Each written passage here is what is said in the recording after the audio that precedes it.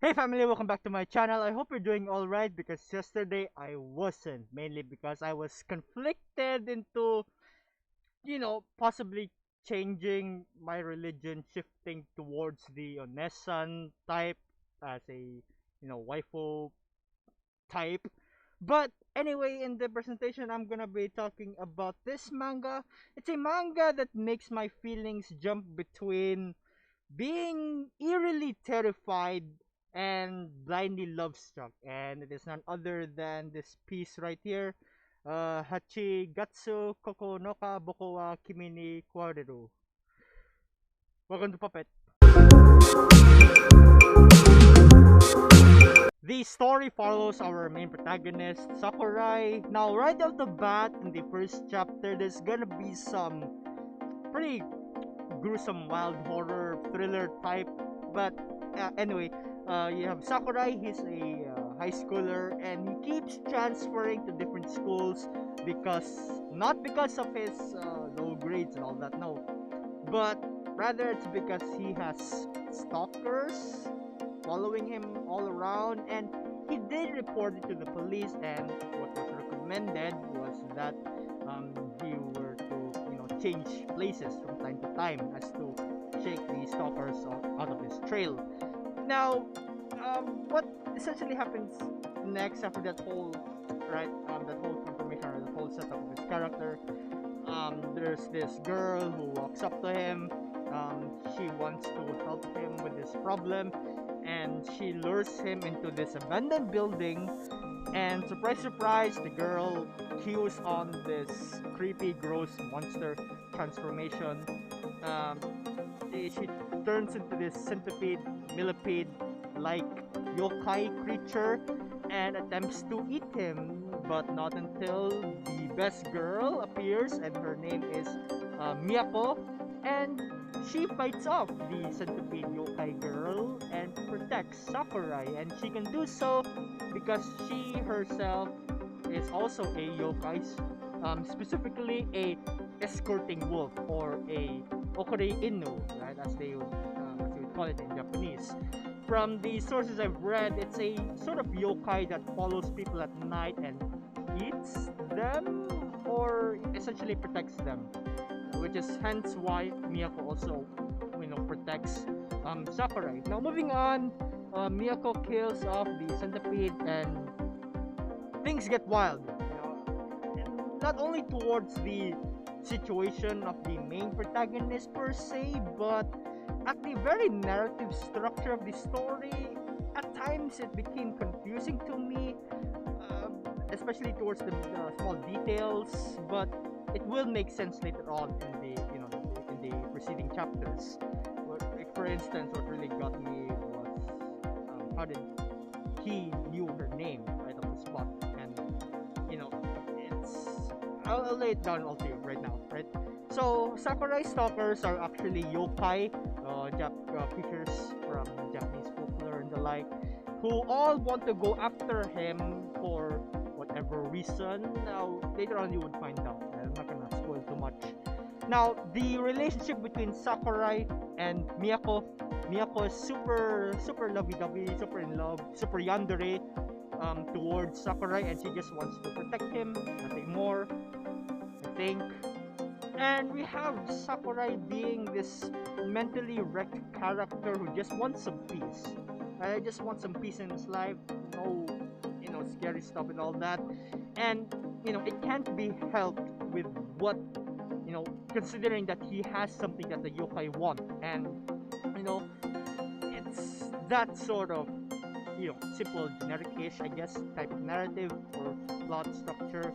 But yeah, you get the point. Anyway, what I want to point out in the series, however, is its amazing art style in in depicting horror or thriller type of characters, as well as the very setting, right, the vibe that I'm getting from the story, as well as the story's building concept, right, or the plot's building concept, the story's story. Now, towards the art, this is what really gets me shivering from, either it's creepy or terrifying aesthetic, or how top tier, right? How top tier their waifu character designs are, and I absolutely love it. I think it's a part of what makes it stand out. The personality that comes along with these characters blended with this art style. It's simply amazing, and that being the characters, most of them are, I don't know, from what I've seen so far at least, they're sort of yandere-ish, bloodthirsty and the like.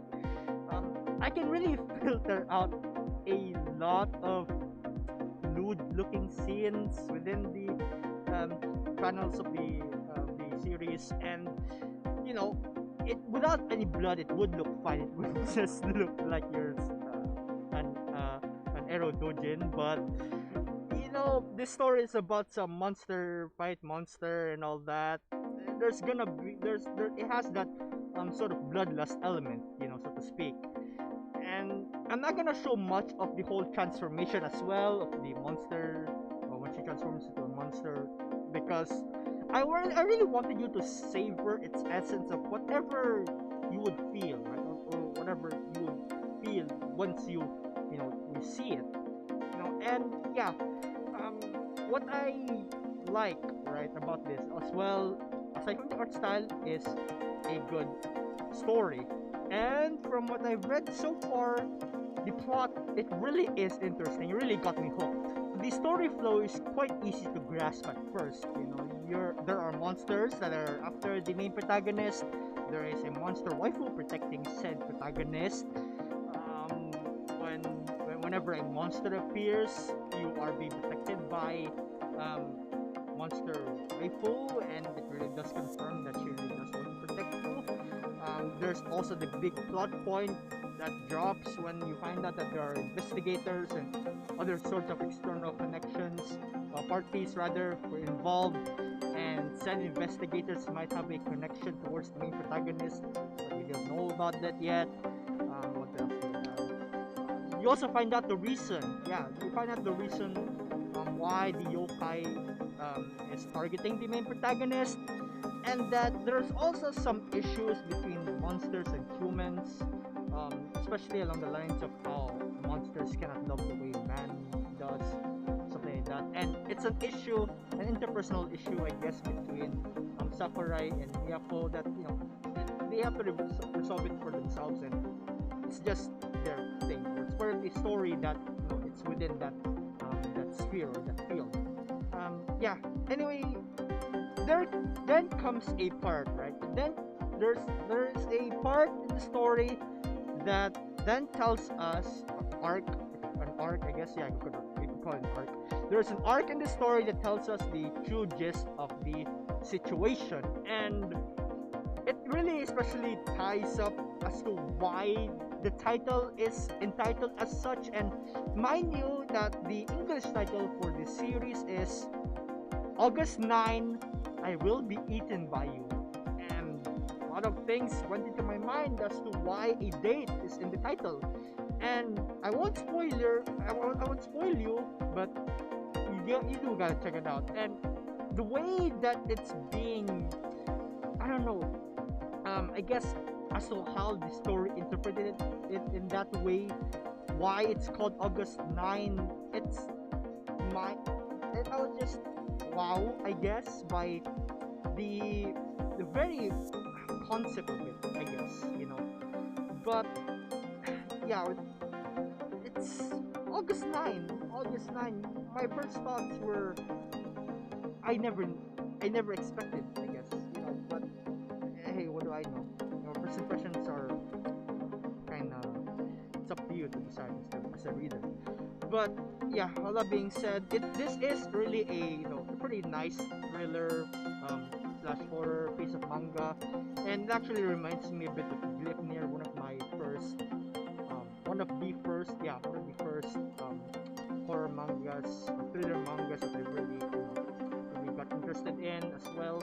And that got an anime adaptation, which is kind of sick. It's pretty cool, and I wish there were more. Yeah, again, with all that, really fascinating manga. This is a really, really nice depiction of, I guess, the horror of Japanese yokais, and especially towards the personalities of the characters. And if horror or slash thriller mangas works are done with this similar sort of style, then I'm really gonna consider joining the Onee-san religion. But yeah, if you do know some really good ones, really good horror mangas that kind of similar to this, please do let me know. Put it down in the comments below.